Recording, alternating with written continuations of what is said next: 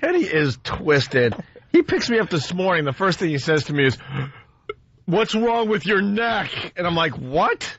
Well, I don't want to tell you, but... He was just hoping that something was wrong with my neck. He was all excited, like, "Oh, I want to share in the bad news you have today." What happened? There's nothing wrong with my neck. Because I guess how I was holding my stuff as I was leaving my apartment today, it looked like I might have had a kink in my neck. He was like, "Oh, my God, what's wrong with your neck?" He was hoping. He was so excited to hear how awful it was. Kenny's a tragedy junkie. Yeah, he's addicted to tragedy. He likes being the bearer of bad news. How about a good morning? I know. How about some good news once in a while? Right.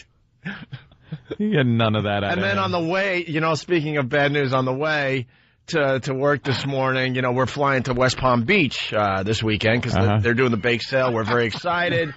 And Monday and Tuesday, we're doing our show live down there in West Palm Beach. Yeah.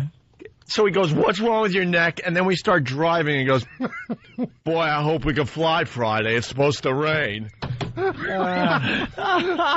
Like, it's stupid rain. I hope we could get out. The raindrops on the plane. But see, what he's really saying is he's secretly hoping that we can fly. Of course. And that we're all miserable in the airport for hours on end. Because he'll be, "I told you. Right. I told you on Tuesday that the weather." This is what Kenny should say when he sees you. "Look, I've got some negativity unless you've got something you'd like to bring to the table." You're just the worst. God, it's what, Tuesday, and he's already checking forecasts, hoping that something awful is heading our way. What a wet blanket. Kenny's a wet blanket. I just want to see Kenny through history. "I don't know, that Hindenburg, I've seen hydrogen, it goes up. Can happen." Yeah, beforehand, right? Oh, the humanity. The Hindenburg coming into Lakehurst. Here it is. The mooring line's dropping, and it's bursting into flames. I told them hydrogen is explosive, but they didn't want to listen. Look, burning people.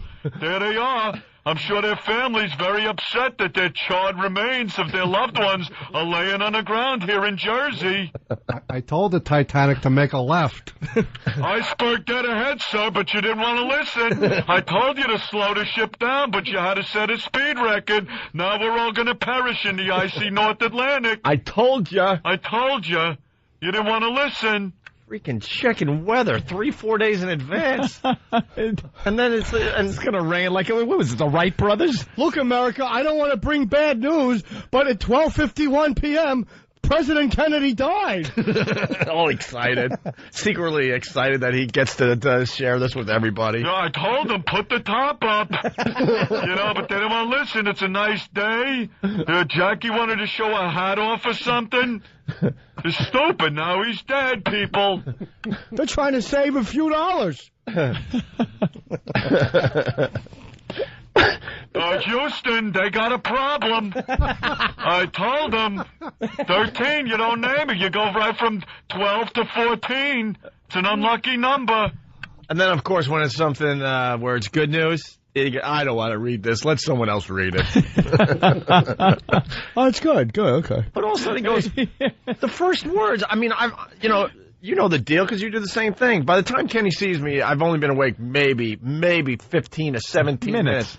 And also, "What's wrong with your neck?" And all of a sudden now I think something might be wrong with my neck. Sleep. And I'm going to find out when I officially wake up. A rat's been chewing on it. Right. And Kenny's the best at telling you to shut up politely. Like, 'cause we all complain about the same thing. He has to hear our nonsense, and he's just good at listening. He's a good listener. Yeah. But I'll say something like, "Man, I can't believe I ate like such a pig." "It's okay. Treat yourself."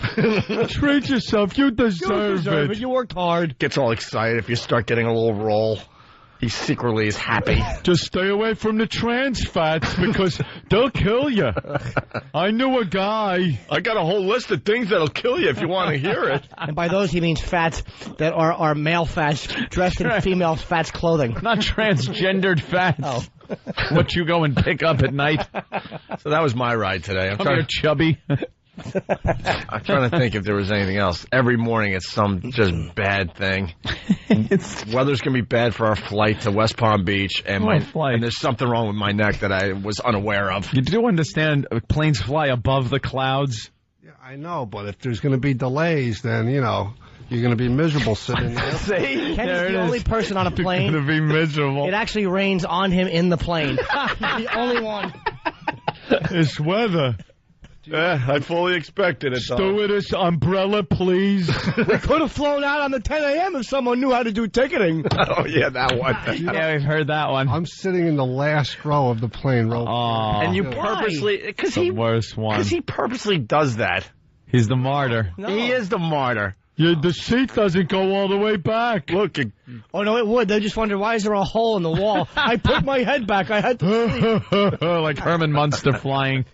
Kenny told me one time he was flying in first for working with Dice, and he puts his chair all the way back, and there was like the seat went all the way back, and the guy behind him was annoyed. Yeah. So the guy kept opening his newspaper and brushing the back of Kenny's hair. Oh, it could start a fire. And what did you say? You said something menacing to him on the plane. I forget, but that was like a whole big deal. The stewardess yelled at me to put my seat up, and it was coming back from... Get out of here. Tired from the weekend. And I'm like... I'm not putting my seat up. It goes back just as far, tell him to put Have him to put his back. Because I sit in bulkheads so nobody can put their seat back. You are a bulkhead. So, and the stewardess yelled at me to put my seat up, and then the guy next to me, who was like minding his own business, I made him put his seat, because she said my seat was broken, it was going too far back.